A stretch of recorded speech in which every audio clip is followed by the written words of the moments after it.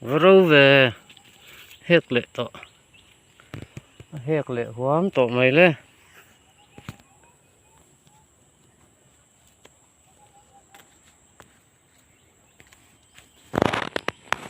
lỏng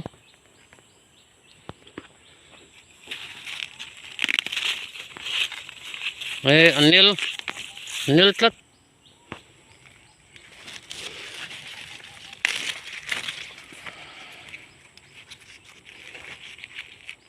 chẳng rượu nó tục mà để mặc thế mày chẳng hắn vắt bộ cái riêng rồi riêng ai lâu chẳng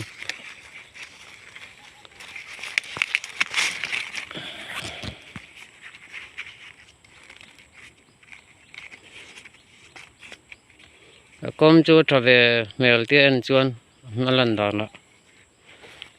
chuan nó trở về ba ngày anh ấy nó lằng ạ hình bộ chẳng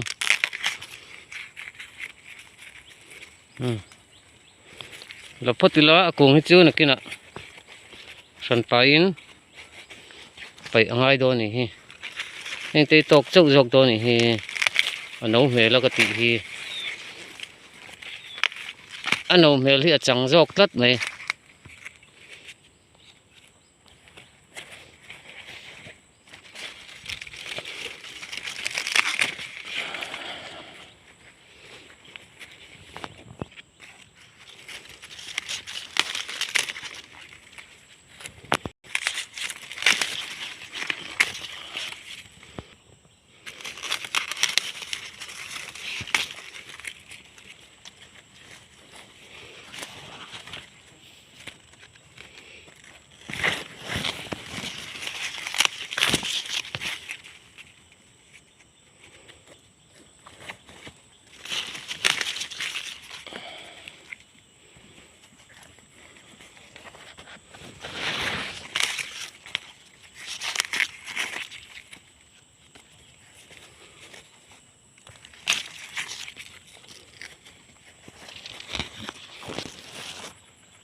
cái tiếng rỉ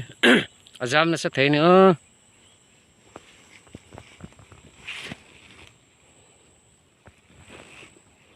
thím rùi em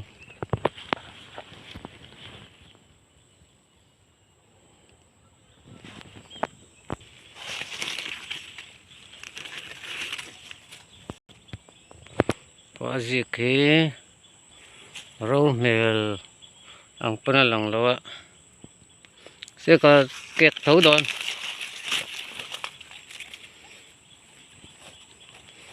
anh thấy chú anh ấy hết cái chú anh ấy lỗ tan ruồi là kẹt sakila trăng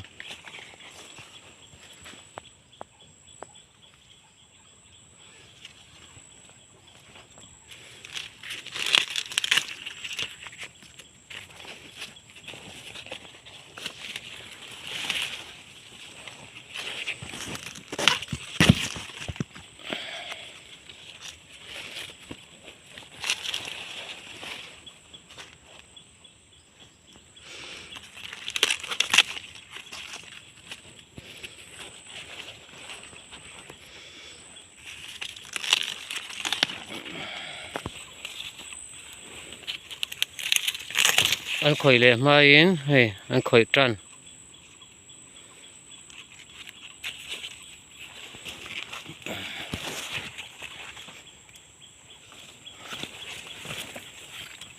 nên là anh ấy sao anh ấy nó sạch được hôi chú anh ấy lệ tụi đó số lại mới tới số anh ấy lệ lỗ rồi là trắng hàng hi ấy hẹn nó sẽ tổ tục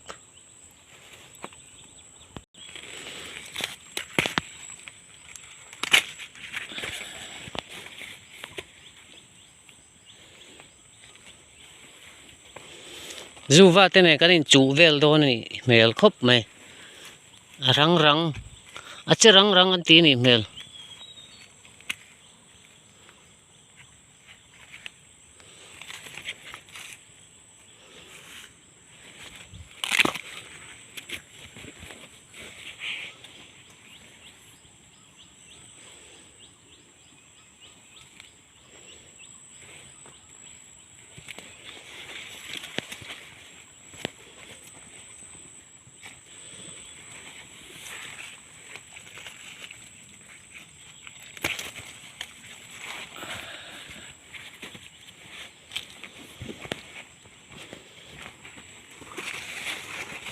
Mình trip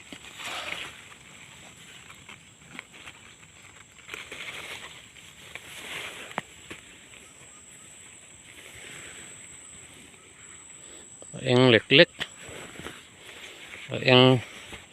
em thuốc ăn về rồi nè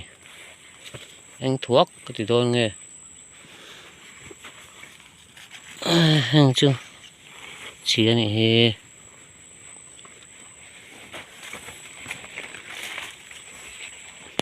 cái hay chưa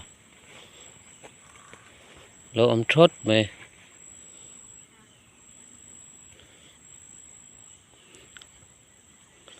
cần chuồn ôm này mò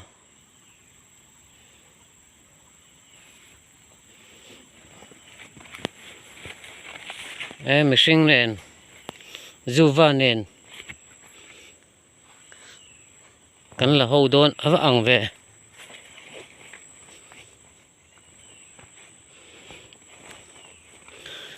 tại hiện phòng mà rạ cầm mũ cụ tế cụ bụi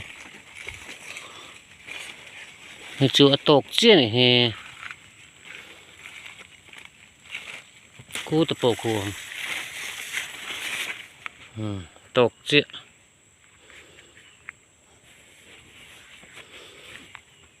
mày bơi tộc chia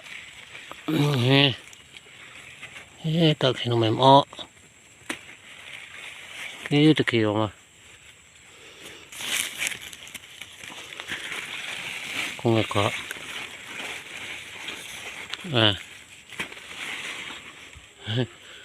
chả rêu nè liên tục hết tầm này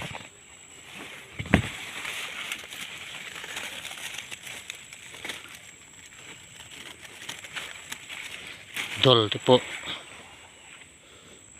anh đi về đâu lết ăn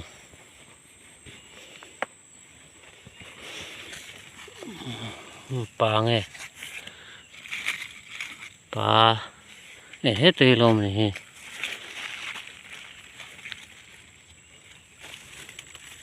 suy giảm cụ tâm này cụ mà là hết rồi luôn phòng mà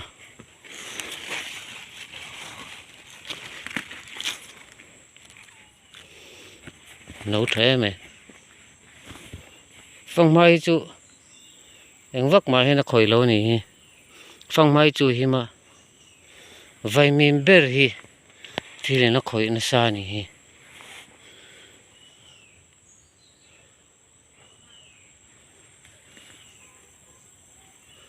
số ta số phong ma cầm hồ ê ta hi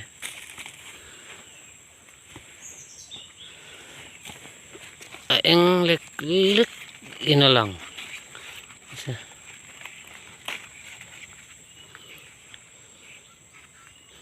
anh lệch lệch này thầy hai min te po ang don lom thầy hai min tir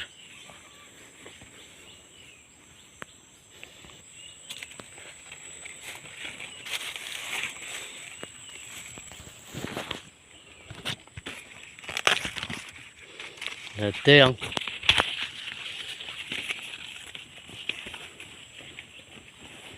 bỏ là đèn là tầm em ấy ấy trần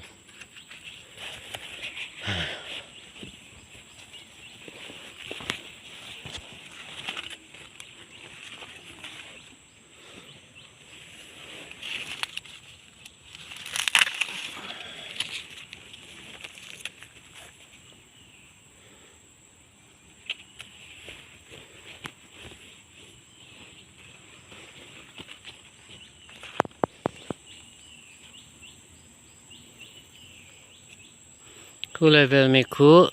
lạc ngay đâu này khu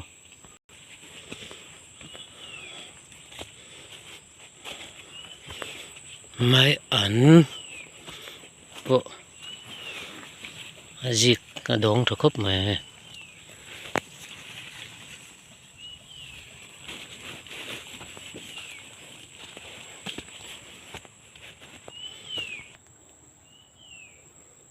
ไปทอลเดียวไอ้เอ็งเวเดียวก็นั่นไอ้ตัวก็จั่วสักดังนั้นคอยเราพาเวเดียววังชูไอ้ก็ไปไหม